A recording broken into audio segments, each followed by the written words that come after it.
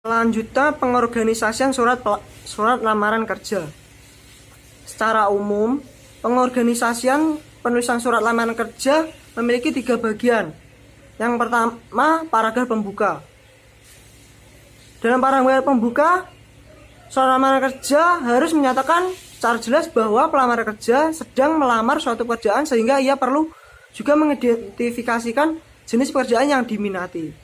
Surat lamar kerja yang baik, yang menarik perhatian pembacanya, perlu mencantumkan hal-hal berikut. Yang pertama, rangkuman. Yang kedua, nama.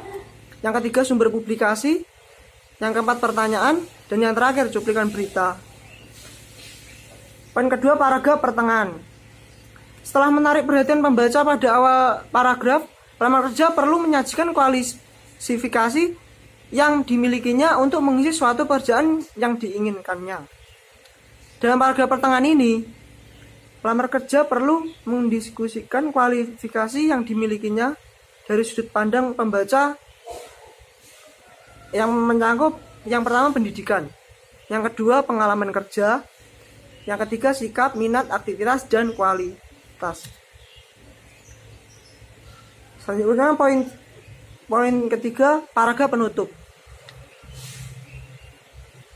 Paragraf terakhir dari surat lamaran kerja pada umumnya berisi suatu harapan action sebagaimana yang terdapat pada surat penjualan. Pelamar kerja dengan jelas menyatakan keinginannya untuk melakukan wawancara sesuai dengan waktu yang disediakan oleh organisasi perusahaan atau lembaga yang dilamar. Sebagaimana yang dijelaskan sebelumnya, bahwa dilihat dari cara pengorganisasiannya, surat lamar kerja memiliki kesamaan dengan surat penjualan yang sama-sama menggunakan cara persuasif. Selanjutnya ada poin C, tips untuk melamar kerja. Suatu hal yang tidak boleh dilupakan seorang pelamar kerja adalah bahwa sebenarnya mereka sedang menjual potensi diri kepada perusahaan secara tertulis, baik mencakup kepribadian, kualifikasi, pelatihan yang pernah diikuti, pengalaman kerja, dan hobi. Oleh karena itu, surat lamar kerja dapat juga dikatakan sebagai surat penjualan.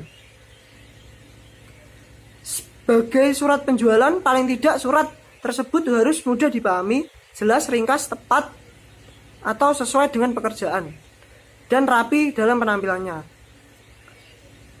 Yang perlu diperhatikan adalah pelamar kerja harus mempunyai kualifikasi atau pengalaman kerja untuk posisi pekerjaan yang dikehendaki. Bangkitkan minat terhadap kualifikasi yang dimiliki. Yang ketiga, tunjukkan hal-hal positif. Usahakan surat lamar kerja rapi, bersih, dan menarik.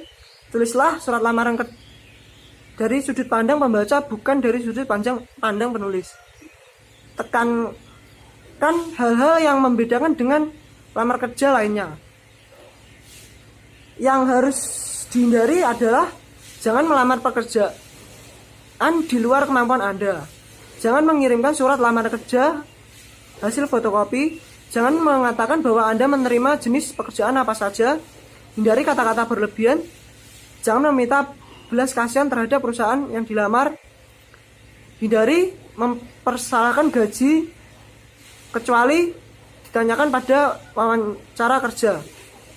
Yang terakhir, jangan memberi komentar langsung tentang karakter pribadi.